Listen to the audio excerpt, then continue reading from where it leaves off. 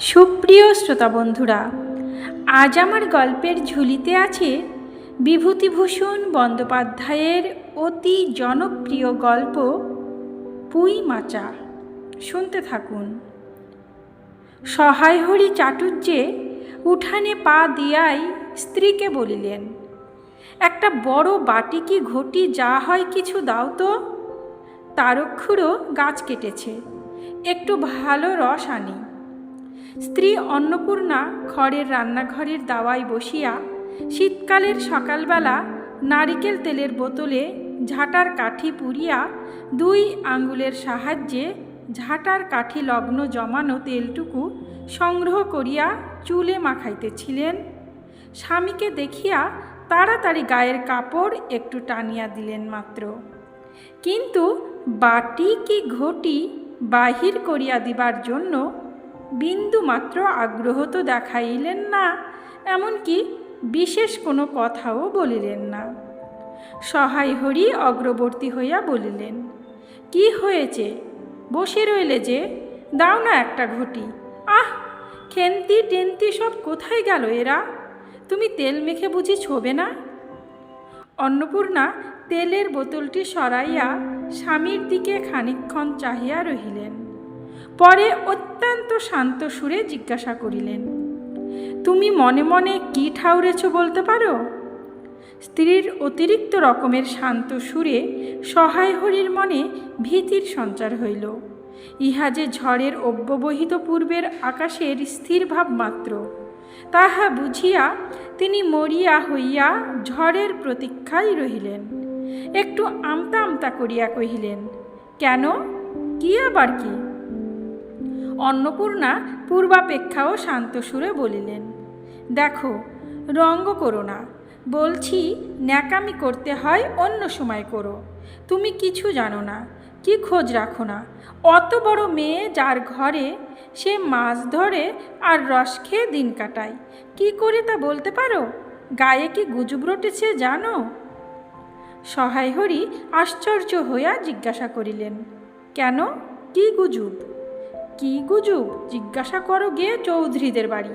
কেবল বাগদি দুলে পাড়ার ঘুরে ঘুরে জন্ম কাটালে, ভদ্রলোকের গায়ে বাস করা যায় না। সমাজে থাকতে হলে সেই রকম মেনে চলতে হয়। সহায় হরি বিস্মিত হইয়া কি বলিতে যাইতেছিলেন, অন্নপূর্ণা পূর্ববর্ত সুরেই পুনর্বার বলিয়া উঠিলেন, এক ঘরে করবে গো, তোমাকে এক ঘরে করবে। কাল চৌধুরীদের চণ্ডীমণ্ডপে এসব কথা হয়েছে। আমাদের হাতে ছোঁয়া জল আর কেউ খাবে না। আশীর্বাদ হয়ে মেয়ের বিয়ে হলো না। ও নাকি উচ্চগণ্ড করা মেয়ে, গায়ের কোনো কাজে তোমাকে আর কেউ বলবে না। যাও, ভালোই হয়েছে তোমার, এখন গিয়ে দুলে বাড়ি বাগদি বাড়ি উঠে বসে দিন কাটাও।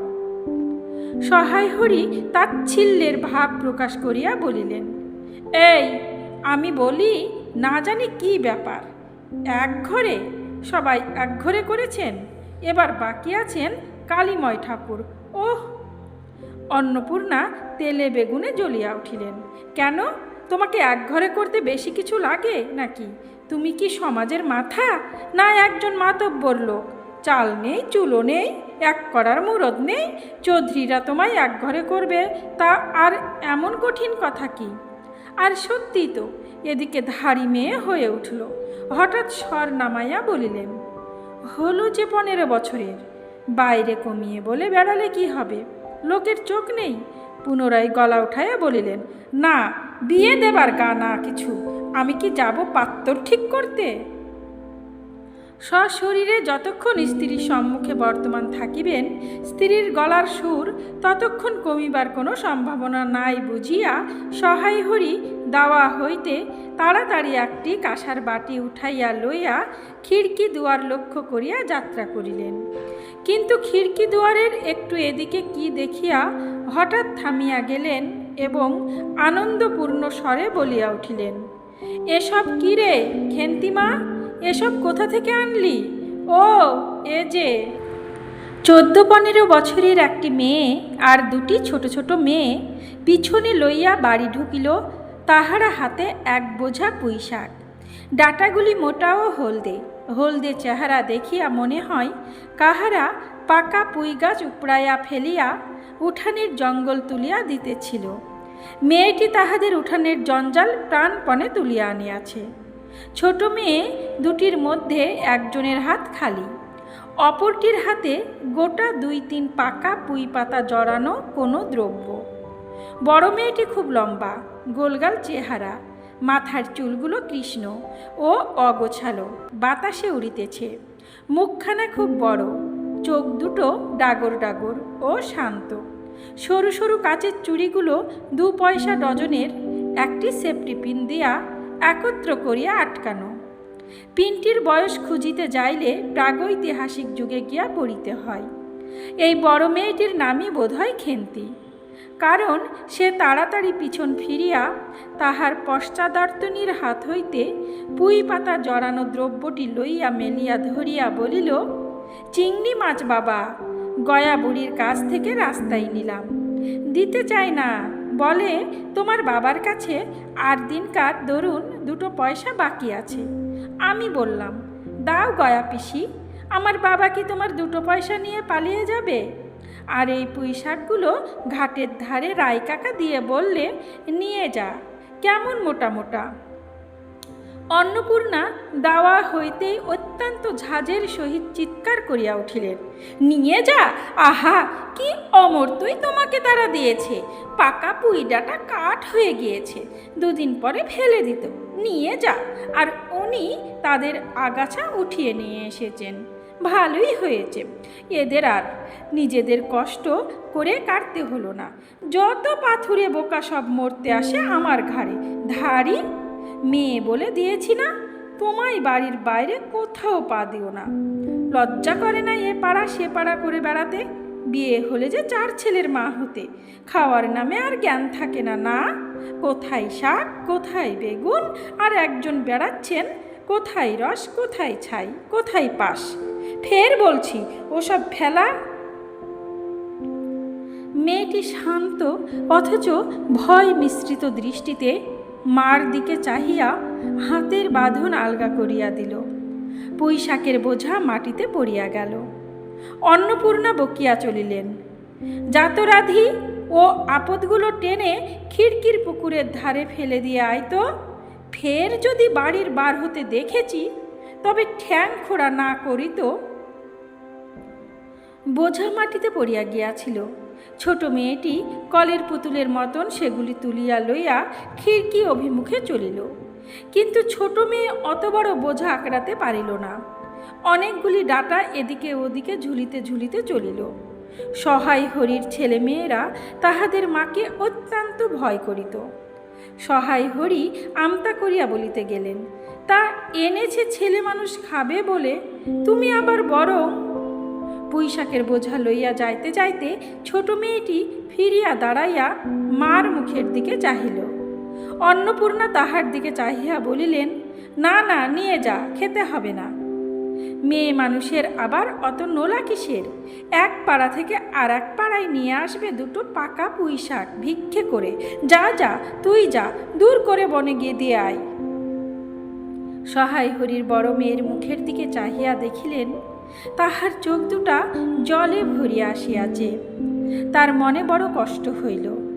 কিন্তু মেয়ের যতই সাধের জিনিস হোক, পুঁই শাকের পক্ষাবলম্বন করিয়া দুপুরবেলা স্ত্রীকে চটাইতে তিনি আদৌ সাহসী হইলেন না। নিঃশব্দে খিড়কি দৌড় দিয়া বাহির হইয়া গেলেন। বসিয়া রাঁধিতে রাঁধিতে বড় মেয়ের মুখের কাতর দৃষ্টি স্মরণে পড়িবার সঙ্গে সঙ্গে অন্নপূর্ণার মনে পড়িল, গত অরন্ধনের পূর্বদিন বাড়িতে পুঁই শাক রান্নার সময় খেন্তি আবদার করিয়া বলিয়াছিল, মা, অর্ধেকগুলো কিন্তু একা আমার, অর্ধেক সব মিলে তোমাদের। বাড়িতে কেহ ছিল না।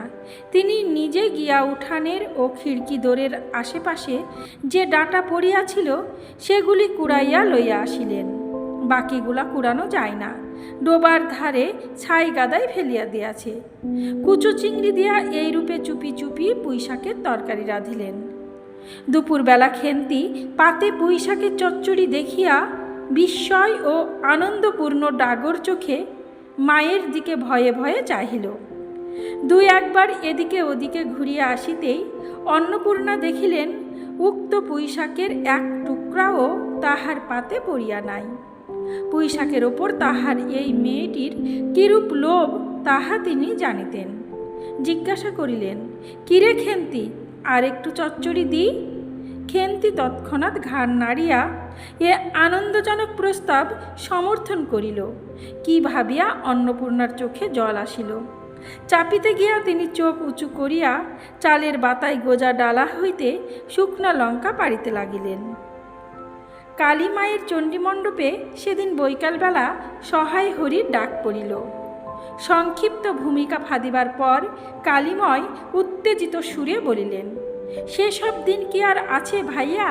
এই ধরো কেষ্টমুখুজ্জে, স্বভাব নইলে পাত্র দেব না, স্বভাব নইলে পাত্র দেব না করে কি কাণ্ডটাই করলে। অবশেষে কিনা হরির ছেলেটাকে ধরে পড়ে মেয়ের বিয়ে দেয়। তবে রক্ষে, তারা কি স্বভাব?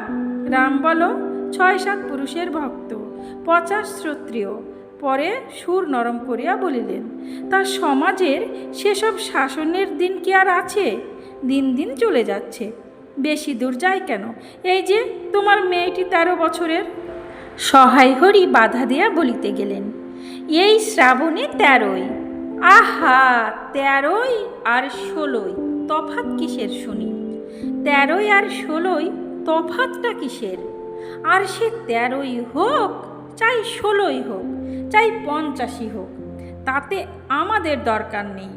সে তোমার হিসেব তোমার কাছে, কিন্তু পাত্তর আশীর্বাদ হয়ে গেল। তুমি বেঁকে বসলে কি জন্যে শুনি? ও তো একরকম উচ্চ গণ্ড করা মেয়ে। আশীর্বাদ হওয়াও যা, বিয়ে হওয়াও তা, 7 পাকের যা বাকি। এই তো সমাজে বসে এসব কাজগুলো তুমি যে করবে আর আমরা বসে বসে দেখব, এ তুমি মনে ভেবো না। সমাজের বামুনদের যদি জাত মারবার ইচ্ছে না থাকে, মেয়ের বিয়ের বন্দোবস্ত করে ফেলো। পাত্তর রাজপুত্তুর না হলে পাত্তর মেলে না। গরিব মানুষ, দিতে থুতে পারবে না বলেই শ্রীমন্ত মজুমদারের ছেলেকে ঠিক করে দিলাম। লেখাপড়া নাই বা জানলো, জজ ব্যারিস্টার না হলে কি মানুষ হয় না? দিব্যি বাড়ি, বাগান, পুকুর। শুনলাম এবার নাকি 20 জমিতে 4টি আমন ধানও করেছে। ব্যাস রাজার হাল। 2 ভাইয়ের অভাব কি? ইতিহাসটা হইতেছে এই যে, মণিগায়ের উক্ত মজুমদার মহাশয়ের পুত্রটি কালীময় ঠিক করিয়া দেন। কেন কালীময় মাথা ব্যথা করিয়া সহায় হরির মেয়ের বিয়ের সম্বন্ধ মজুমদার মহাশয়ের ছেলের সঙ্গে ঠিক করিতে গেলেন, তাহার কারণ নির্দেশ করিতে যাইয়া কেহ কেহ বলেন যে কালীময় নাকি মজুমদার মহাশয়ের কাছে অনেক টাকা ধারেন, অনেক দিনের সুদ পর্যন্ত বাকি, শীঘ্র নালিশ হইবে ইত্যাদি। এ গুজব যে শুধু অবান্তর তাহাই নহে, ইহার কোনো ভিত্তি আছে বলিয়াও মনে হয় না। ইহা দুষ্ট পক্ষের রটনা মাত্র। যাহাই হোক, পাত্রপক্ষ আশীর্বাদ করিয়া যাওয়ার দিন কতক পরে সহায় হরি টের পান পাত্রটি কয়েক মাস পূর্বে নিজের গ্রামে কি একটা করিবার ফলে গ্রামের এক কুম্ভকার বধূর আত্মীয় স্বজনের হাতে বেদম প্রহার খাইয়া কিছুদিন নাকি শয্যাগত ছিল। এরকম পাত্রে মেয়ে দিবার প্রস্তাব মনোপুত না হওয়ায় সহায় হরি সে সম্বন্ধ ভাঙ্গিয়া দেন। দিন 2 পরের কথা। সকালে উঠিয়া সহায় হরি উঠানে বাতাবি লেবু গাছের ফাঁক দিয়া যেটুকু নিতান্ত কচি রাঙ্গা রৌদ্র আসিয়াছিল, তাহারই আতপে বসিয়া আপন মনে তামাক টানিতেছেন। বড় মেয়ে খেন্তি আসিয়া চুপি চুপি বলিল, বাবা যাবে না? মা ঘাটে গেল। সহায় হরি একবার বাড়ির পাশে ঘাটের পথের দিকে কি জানি কেন চাহিয়া দেখিলেন, পরে নিম্ন স্বরে বলিলেন, যা শিগগির শাবলখানা নিয়ে আয় দেখি। কথা শেষ করিয়া তিনি উৎকণ্ঠার সহিত জোরে জোরে তামাক টানিতে লাগিলেন এবং পুনরায় একবার কি জানি কেন খিড়কির দিকে সতর্ক দৃষ্টি নিক্ষেপ করিলেন। ইতিমধ্যে প্রকাণ্ড ভারী একটা লোহার শাবল 2 হাত দিয়া আঁকড়াইয়া ধরিয়া খেন্তি আসিয়া পড়িল। তৎপরে পিতা পুত্রীতে সন্তর্পণে সম্মুখের দরজা দিয়া বাহির হইয়া গেল। ইহাদের ভাব দেখিয়া মনে হইতেছিল ইহারা কাহারও ঘরে শীত দিবার উদ্দেশ্যে চলিয়াছে। অন্নপূর্ণা স্নান করিয়া সবে কাপড় ছাড়িয়া উনুন ধরাইবার জোগাড় করিতেছেন। মুখুজ্জে বাড়ির ছোট খুকি দুর্গা আসিয়া বলিল, খুড়িমা, মা বলে দিলে খুড়িমাকে গিয়ে বল, মা ছোবে না, তুমি আমাদের নবান্নটা মেখে আর ইতুর ঘটগুলো বার করে দিয়ে আসবে। মুখুজ্জে বাড়ি ও পাড়ায়। যাইবার পথের বাধারে এক জায়গায় শ্যাওড়া বনভাট রাংচিতা বনচালতা গাছের ঘন বন। শীতের সকালে এক প্রকার লতা পাতার ঘন গন্ধ বন হইতে বাহির হইতেছিল। একটা লেজ ঝোলা হলদে পাখি আমড়া গাছের এডাল হইতে ওডালে যাইতেছে। দুর্গা আঙ্গুল দিয়া দেখাইয়া বলিল, খুড়িমা, খুড়িমা, ওই যে কেমন পাখিটা। পাখি দেখিতে গিয়া অন্নপূর্ণা কিন্তু আর একটা জিনিস লক্ষ্য করিলেন। ঘন বনটার মধ্যে কোথায় এতক্ষণ খুব খুব করিয়া আওয়াজ হইতেছিল, কে যেন কি খুঁড়িতেছে। দুর্গার কথার পরেই হঠাৎ সেটা বন্ধ হইয়া গেল। অন্নপূর্ণা সেখানে খানিকক্ষণ থমকিয়া দাঁড়াইলেন, পরে চলিতে আরম্ভ করিলেন। তাহার খানিক দূর যাইতে বনের মধ্যে পুনরায় খুব খুব শব্দ আরম্ভ হইল। কাজ করিয়া ফিরিতে অন্নপূর্ণার কিছু বিলম্ব হইল। বাড়ি ফিরিয়া দেখিলেন খেন্তি উঠানের রৌদ্রে বসিয়া তেলের বাটি সম্মুখে লইয়া খোপা খুলিতেছে। তিনি তীক্ষ্ণ দৃষ্টিতে মেয়ের দিকে চাহিয়া দেখিয়া বলিলেন, এখনো নাইতে যাসনি যে, কোথায় ছিলি এতক্ষণ? খেন্তি তাড়াতাড়ি উত্তর দিল, এই যে যাই মা, এক্ষুনি যাব আর আসব। খেন্তি স্নান করিতে যাইবার একটুখানি পরেই সহায় হরি সোৎসাহে 15-16 সের ভারী একটা মেটে আলু ঘাড়ে করিয়া কোথা হইতে আসিয়া উপস্থিত হইলেন এবং সম্মুখে স্ত্রীকে দেখিয়া কৈফিয়তের দৃষ্টিতে সেই দিকে চাহিয়াই বলিয়া উঠিলেন, ওই ও পাড়ার ময়সা চৌকিদার রোজই বলে, কর্তা ঠাকুর, তোমার বাপ থাকতে তবু মাসে মাসে এদিকে তোমাদের পায়ের ধুলো পড়তো, তা আজকাল তো তোমরা আর আসো না। এই বেড়ার গায়ে মেটে আলু করে রেখেছি, তা দাদা ঠাকুর বরং। অন্নপূর্ণা স্থির দৃষ্টিতে স্বামীর দিকে চাহিয়া বলিলেন, বরজপোতার বনের মধ্যে বসে খানিক আগে কি করছিলে শুনি? সহায় হরি অবাক হইয়া বলিলেন, আমি? না, আমি কখনো না, এই তো আমি। সহায় হরির ভাব দেখিয়া মনে হইতেছিল তিনি এইমাত্র আকাশ হইতে পড়িয়াছেন। অন্নপূর্ণা পূর্বের মতনই স্থির দৃষ্টিতে স্বামীর দিকে চাহিয়া বলিলেন, চুরি তো করবেই, 3 কাল গিয়েছে, 1 কাল আছে, মিথ্যে কথাগুলো আর এখন বলো না, আমি সব জানি। মনে ভেবেছিলে আপদ ঘটে গিয়েছে আর কি, দুর্গার মা ডেকে পাঠিয়েছিল, ও পাড়ায় যাচ্ছি, শুনলাম বরজপোতার বনের মধ্যে কী সব খুব খুব শব্দ। তখনই আমি বুঝতে পেরেছি, সাড়া পেয়ে শব্দ বন্ধ হয়ে গেল। যেই আবার খানিক দূর গেলাম, আবার দেখি শব্দ। তোমার তো ইহকালও নেই, পরকালও নেই, চুরি করতে, ডাকাতি করতে, যা করতে ইচ্ছে হয় করো, কিন্তু মেয়েটাকে আবার এর মধ্যে নিয়ে গিয়ে ওর মাথা খাওয়া কিসের জন্যে? সহায় হরি হাত নাড়িয়া বরজপোতায় তাহার উপস্থিত থাকার বিরুদ্ধে কতকগুলি প্রমাণ উত্থাপন করিবার চেষ্টা করিতে গেলেন, কিন্তু স্ত্রীর চোখের দৃষ্টির সামনে তাহার বেশি কথাও জোগাইল না, বা কথিত উক্তিগুলোর মধ্যে কোনো পূর্বাপর্য সম্বন্ধ খুঁজিয়া পাওয়া গেল না। 8 ঘণ্টা পরে খেন্তি স্নান সারিয়া বাড়ি ঢুকিল। সম্মুখস্থ মেটে আলুর দিকে একবার আর চোখে চাহিয়াই নিরীহ মুখে উঠোনের আলনায় অত্যন্ত মনোযোগের সহিত কাপড় মেলিয়া দিতেছিল। অন্নপূর্ণা ডাকিলেন, খেন্তি, এদিকে একবার আয় তো, শুনে যা। মায়ের ডাক শুনিয়া খেন্তির মুখ শুকাইয়া গেল। সে ইতস্তত করিতে করিতে মার নিকটে আসিয়া জিজ্ঞাসা করিলেন, এই মেটে আলুটা দুজনে মিলে তুলে এনেছিস না? খেন্তি মার মুখের দিকে একটুখানি চাহিয়া থাকিয়া একবার ভূপতিত মেটে আলুটার দিকে চাহিল, পরে পুনরায় মার মুখের দিকে চাহিল এবং সঙ্গে সঙ্গে ক্ষিপ্র দৃষ্টিতে একবার বাড়ির সম্মুখস্থ বাঁশঝাড়ের মাথার দিকেও চাহিয়া লইল। তাহার কপালে বিন্দু বিন্দু ঘাম দেখা দিল, কিন্তু মুখ দিয়া কথা বাহির হইল না। অন্নপূর্ণা কড়া সুরে বলিলেন, কথা বলছিস নি যে বড়, এই মেটে আলু তুই এনেছিস কি না?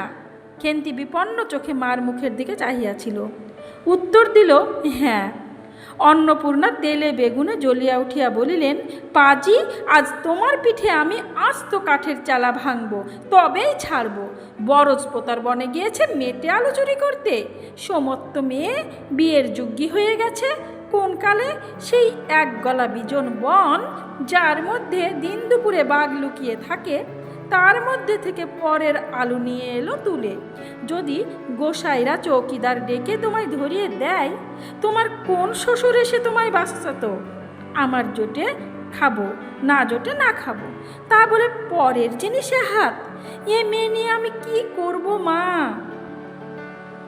2-3 দিন পরে একদিন বৈকালে ধুলামাটি মাখা হাতে খেন্তি মাকে আসিয়া বলিল, মা মা, দেখবে এসো। অন্নপূর্ণা দেখিলেন ভাঙ্গা পাঁচিলের ধারে যে ছোট খোলা জমিতে কতকগুলি পাথরকুচি ও কণ্টিকারির জঙ্গল হইয়াছিল। খেন্তি ছোট বোনটিকে লইয়া সেখানে মহা উৎসাহে তরকারির আওলাদ করিবার আয়োজন করিতেছে এবং ভবিষ্যৎ সম্ভাবী নানাবিধ কাল্পনিক ফলমূলের অগ্রদূত স্বরূপ বর্তমানে কেবল একটি মাত্র শীর্ণকায় পুঁইশাকের চারা কাপড়ের ফালির গ্রন্থিবন্ধ হইয়া ফাঁসি হইয়া যাওয়া আসামির মতন ঊর্ধ্বমুখে একখণ্ড শুষ্ক কঞ্চির গায়ে ঝুলিয়া রাখিয়াছে। ফলমূলাদির অবশিষ্টগুলি আপাতত তার বড় মেয়ের মস্তিষ্কের মধ্যে অবস্থিত করিতেছে। দিনের আলোই এখনো বাহির হয় নাই। অন্নপূর্ণা হাসিয়া বলিলেন, দূর পাগলি, এখন পুঁই ডাঁটার চারা পোতে না, কখনো বর্ষাকালে পুঁততে হয়। এখন যে জল না পেয়ে মরে যাবে। খেন্তি বলল, কেন? আমি রোজ জল ঢালব। অন্নপূর্ণা বলিলেন, দেখ, হয়তো বেঁচে যেতেও পারে। আজকাল রাতে খুব শিশির হয়, খুব শীত পড়িয়াছে। সকালে উঠিয়া সহায় হরি দেখিলেন তাহার 2 ছোট মেয়ে দোলাই গায়ে বাঁধিয়া রোদ উঠিবার প্রত্যাশায় উঠানের কাঁঠাল তলায় দাঁড়াইয়া আছে। একটা ভাঙ্গা ঝুড়ি করিয়া খেন্তি শীতে কাঁপিতে কাঁপিতে মুখুজ্জ বাড়ি হইতে গোবর কুড়াইয়া আনিল। সহায় হরি বলিলেন, হ্যাঁ মা খেন্তি, তা সকালে উঠে জামাটা গায়ে দিতে তোর কি হয়? দেখ দিকি, এই শীত। আচ্ছা দিচ্ছি বাবা, কই শীত তেমন তো। হ্যাঁ দে মা, এক্ষুনি দে, অসুখ বিসুখ 5 রকম হতে পারে, বুঝলি। সহায় হরি বাহির হইয়া গেলেন। ভাবিতে ভাবিতে গেলেন, তিনি কি অনেক দিন মেয়ের মুখে ভালো করিয়া চাহেন নাই। খেন্তির মুখ এমন সুশ্রী হইয়া উঠিয়াছে। জামার ইতিহাস নিম্নলিখিত রূপা বহু বৎসর অতীত হইল। হরিপুরের রাসের মেলা হইতে সহায় হরি কালো সার্চের এই 2.5 টাকা মূল্যের জামাটি ক্রয় করিয়া আনেন। ছিঁড়িয়া যাইবার পর তাহাতে কতবার রিপু ইত্যাদি করা হইয়াছিল। সম্প্রতি গত বৎসর হইতে খেন্তির স্বাস্থ্য উন্নতি হওয়ার দরুন জামাটি তাহার গায়ে হয় না। সংসারের এইসব খোঁজ সহায়রই রাখিতেন না। জামার বর্তমান অবস্থা অন্নপূর্ণারও জানা ছিল না। খেন্তির নিজস্ব ভাঙ্গা টিনের তরঙ্গের মধ্যে উহা থাকিত। পৌষ সংক্রান্তি সন্ধ্যাবেলা অন্নপূর্ণা একটি কাশিতে চালের গুঁড়া, ময়দা ও গুড় দিয়া চটকাইতেছিলেন। একটা ছোট বাটিতে 1 বাটি তেল। খেন্তি কুর্নির নিচে একটা কলার পাত পাড়িয়া 1 থালা নারিকেল কুড়িতেছে। অন্নপূর্ণা প্রথমে খেন্তির সাহায্য লইতে স্বীকৃত হয় নাই, কারণ সে যেখানে যেখানে বসে বনে বাদারে ঘুরিয়া ফেরে, তাহার কাপড় চোপড় শাস্ত্রসম্মত সূচি নহে। অবশেষে খেন্তি নিতান্ত ধরিয়া পড়ায় হাত পা ঘোরাইয়া ও শুষ্ক কাপড় পরাইয়া তাহাকে বর্তমান পদে নিযুক্ত করিয়াছেন। ময়দার গোলা মাখা শেষ হইলে অন্নপূর্ণা উনুনে খোলা চাপাইতে যাইতেছেন। ছোট মেয়ে রাধি হঠাৎ ডান হাতখানা পাতিয়া বলিল, মা, ওই একটু। অন্নপূর্ণা বড় গামলাটা হইতে একটুখানি গোলা তুলিয়া লইয়া হাতের আঙ্গুল 5টি দ্বারা একটি বিশেষ মুদ্রা রচনা করিয়া সেটুকু রাধির প্রসারিত হাতের উপর দিলেন। মেজো মেয়ে পুটি অমনি ডান হাতখানা কাপড়ে তাড়াতাড়ি মুছিয়া লইয়া মার সামনে পাতিয়া বলিল, মা, আমায় একটু। খেন্তি সূচি বস্ত্রে নারিকেল কুড়িতে কুড়িতে লুব্ধ নেত্রে মধ্যে মধ্যে এদিকে চাহিতেছিল। এই সময় খাইতে চাওয়ায় মা পাছে বকে, সেই ভয়ে চুপ করিয়া রহিল। অন্নপূর্ণা বলিলেন, দেখি নিয়ে আয় খেন্তি ওই নারকেল মালাটা, ওতে তোর জন্য একটু রাখি। খেন্তি ক্ষিপ্র হস্তে নারিকেলের উপরের মালাখানা যাহাতে ফুটা নাই সেখানে সরাইয়া দিল। অন্নপূর্ণা তাহাতে একটু বেশি করিয়া গোলা ঢালিয়া দিলেন। মেজ মেয়ে পুটি বলিল, জ্যাঠাইমারা অনেকখানি দুধ নিয়েছে, রাঙ্গা দিদি ক্ষীর তৈরি করেছিল, ওদের অনেক রকম হবে। খেন্তি মুখ তুলিয়া বলিল, এবেলা আবার হবে নাকি?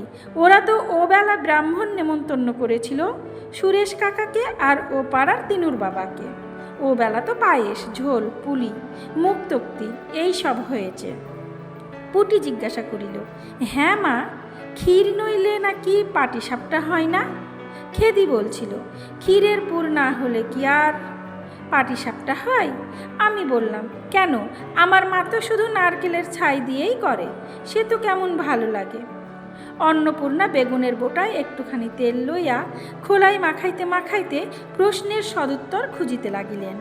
খেন্তি বলিল, খেদির ওই সব কথা, খেদির মা তো ভারী পিঠে করে কিনা, ক্ষীরের পুর দিয়ে ঘিয়ে ভাজলেই কি আর পিঠে হলো? সেদিন জামাই এলে ওদের বাড়ি দেখতে গেলুম কিনা, তাই খুড়িমা দুখানা পাটিসাপটা খেতে দিলে। ও মা, কেমন একটা ধরা ধরা গন্ধ! আর পিঠেতে কখনো কোনো গন্ধ পাওয়া যায়? পাটিসাপটা ক্ষীর দিলে ছাই খেতে হয়।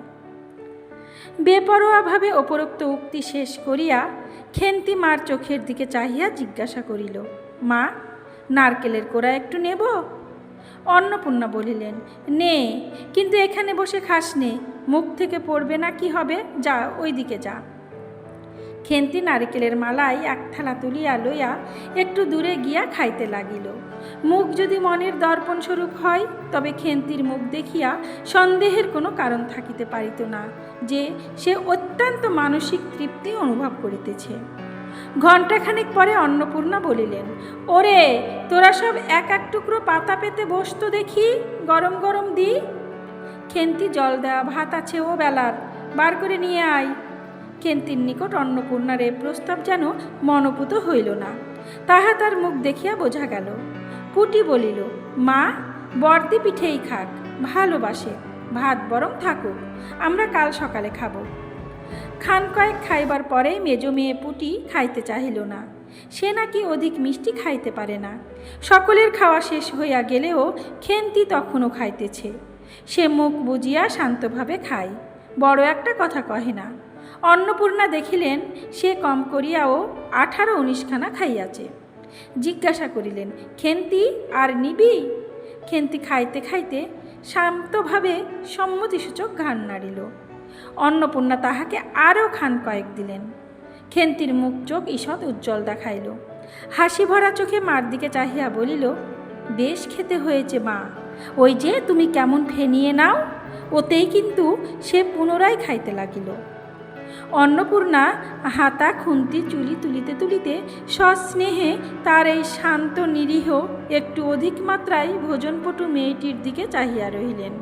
মনে মনে ভাবিলেন, খেন্তি আমার যার ঘরে যাবে তাদের অনেক সুখ দেবে, এমন ভালো মানুষ কাজকর্মে বকে, মারে, গাল দাও, টু শব্দটি মুখে নেই, উঁচু কথা কখনো কেউ শোনেনি। বৈশাখ মাসের প্রথমে সহায় হরির এক দূর সম্পর্কীয় আত্মীয়ের ঘটকালিতে খেন্তির বিবাহ হইয়া গেল। দ্বিতীয় পক্ষে বিবাহ করিলেও পাত্রটির বয়স 40-এর খুব বেশি কোনো মতেই হইবে না। তবুও প্রথমে এখানে অন্নপূর্ণা আদৌ ইচ্ছুক ছিলেন না, কিন্তু পাত্রটি সঙ্গতিপূর্ণ, শহর অঞ্চলে বাড়ি, সিলেট চুন ও ইটের ব্যবসায়ে 2 পয়সা নাকি করিয়াছে। এরকম পাত্র হঠাৎ মেলাও বড় দুর্লভ কিনা। জামাইয়ের বয়স একটু বেশি। প্রথমে অন্নপূর্ণা জামাইয়ের সম্মুখে বাহির হইতে একটু সংকোচ বোধ করিতেছিলেন। পরে পাছে খেন্তির মনে কষ্ট হয়, এই জন্য বরণের সময় তিনি খেন্তির সুপুষ্ট হস্তখানি ধরিয়া জামাইয়ের হাতে তুলিয়া দিলেন। চোখের জলে তাহার গলা বন্ধ হইয়া আসিল, কিছু বলিতে পারিলেন না। বাড়ির বাহির হইয়া আমলকি তলায় বেহারারা সুবিধা করিয়া লইবার জন্য বরের পালকি একবার নামাইল। অন্নপূর্ণা চাহিয়া দেখিলেন বেড়ার ধারের নীল রঙের মেদি ফুলের গুচ্ছগুলি যেখানে নত হইয়া আছে, খেন্তির কম দামের বালুচরের রাঙ্গাচেলির আঁচলখানা পালকির বাহির হইয়া সেখানে লুটাইতেছে।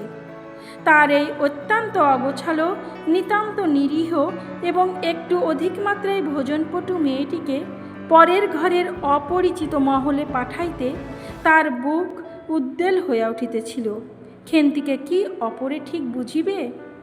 যাইবার সময়ে খেন্তি চোখের জলে ভাসিতে ভাসিতে সান্ত্বনার সুরে বলিয়াছিল, মা, আষাঢ় মাসেই আমাকে এনো, বাবাকে পাঠিয়ে দিও, 2 মাস তো। ও পাড়ার ঠানদিদি বলিলেন, তোর বাবা তোর বাড়ি যাবে কেন রে? আগে নাতি হোক তবে তো। খেন্তির মুখ লজ্জায় রাঙ্গা হইয়া উঠিল।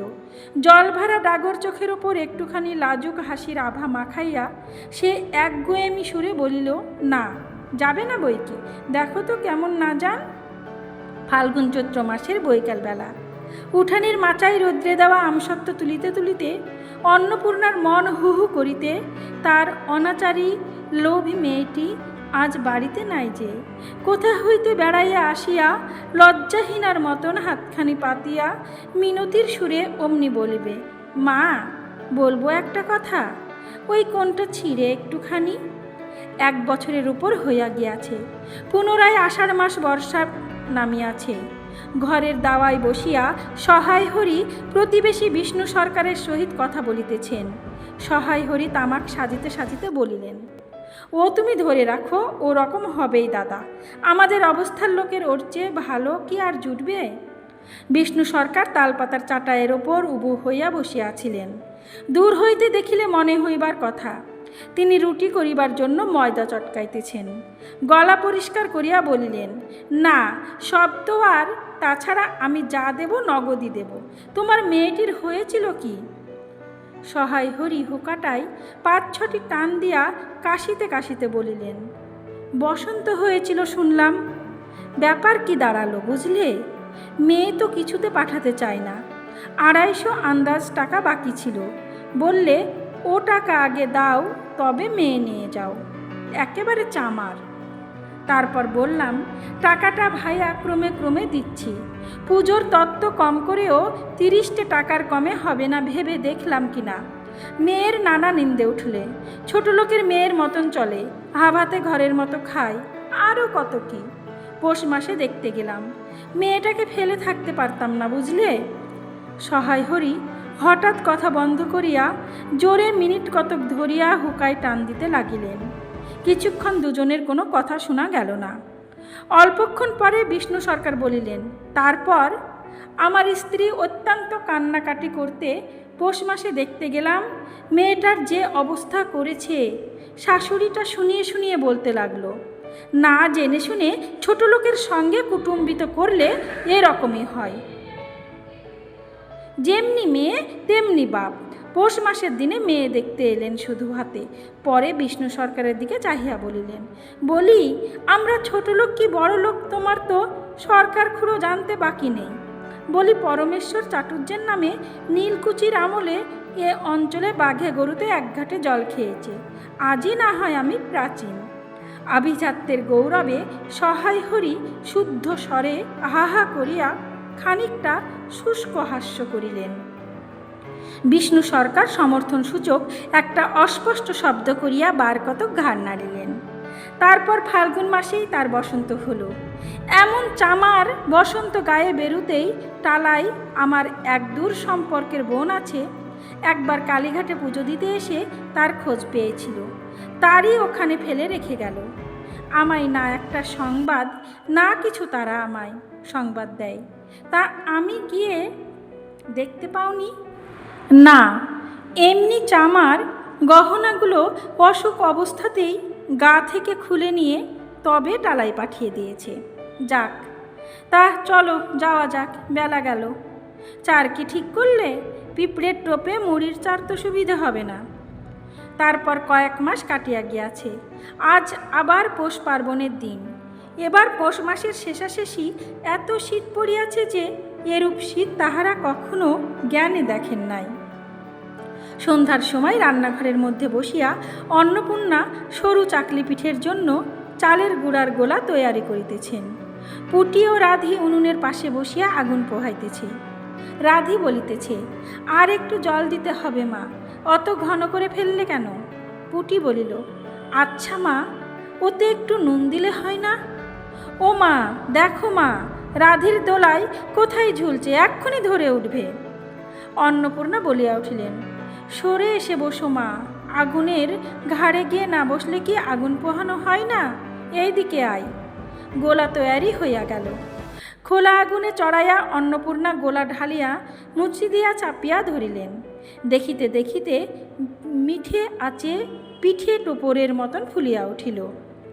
পুটি বলিল, মা দাও, প্রথম পিঠেখানা কানাচে সারা ষষ্ঠীকে ফেলে দিয়ে আসি। অন্নপূর্ণা বলিলেন, একা যাস নে, রাধিকে নিয়ে যা। খুব জ্যোৎস্না উঠিয়াছিল। বাড়ির পিছনে সারা গাছের ঝোপের মাথায় তেলাকুচা লতার থলো, 16 সাদা ফুলের মধ্যে জ্যোৎস্না আটকিয়া রহিয়াছে। পুটি ও রাধি খিড়কি দোর খুলিতেই একটা শিয়াল শুকনো পাতায় খসখস করিতে করিতে ঘন ঝোপের মধ্যে ছুটিয়া পলাইয়া পুটি পিঠেখানা জোর করিয়া হরিয়া ঝোপের মাথায় ফেলিয়া দিল। তাহার পর চারিধারের নির্জন বাসবনের নিস্তব্ধতায় ভয় পাইয়া ছেলে মানুষ পিছু হটিয়া আসিয়া খিড়কি দরজার মধ্যে ঢুকিয়া পড়িয়া তাড়াতাড়ি দ্বার বন্ধ করিয়া দিল। পুটি ও রাধি ফিরিয়া আসিলে অন্নপূর্ণা জিজ্ঞাসা করিলেন, দিলি? পুটি বলিল, হ্যাঁ মা, তুমি আর বছর যেখান থেকে নেবুর চারা তুলে এনেছিলে সেখানে ফেলে দিলাম। তারপর সে রাত্রে অনেকক্ষণ কাটিয়া গেল। পিঠে গড়া প্রায় শেষ হয়ে আসিয়াছে। রাতও তখন খুব বেশি। জ্যোৎস্নার আলোয় বাড়ির পিছনের বনে অনেকক্ষণ ধরিয়া একটা কাঠঠোকরা পাখি ঠক ঠক শব্দ করিতেছিল। তাহার স্বরটাও যেন ক্রমে তন্দ্রালু হইয়া পড়িতেছে। দুই বোনের খাইবার জন্য কলার পাতা চিবিতে চিবিতে পুটি অন্য মনস্কভাবে হঠাৎ বলিয়া উঠিল, দিদি বড় ভালোবাসত। তিনজনেই খানিকক্ষণ নির্বাক হইয়া বসিয়া রহিল। তাহার পর তাহাদের তিনজনেরই দৃষ্টি কেমন করিয়া আপনা আপনি উঠানের এক কোণে আবদ্ধ হইয়া পড়িল। সেখানে বাড়ির সেই লোভী মেয়েটির ললাভের স্মৃতি পাতায় পাতায় শিরায় শিরায় জড়াইয়া তাহার কত সাধের নিজের হাতে পোতা পুঁই গাছটি মাচা জুড়িয়া বাড়িয়া উঠিয়াছে। বর্ষার জল ও কার্তিক মাসের শিশির লইয়া কচি কচি সবুজ ডগাগুলি মাচাতে সব ধরে নাই, মাচা হইতে বাহির হইয়া দুলিতেছে। সুপুষ্ট নধর প্রবর্ধমান জীবনের লাবণ্য ভরপুর। সমাপ্ত। গল্প পুঁই মাচা। কলমে বিভূতিভূষণ বন্দ্যোপাধ্যায়। গল্প পাঠে আমি রোজি।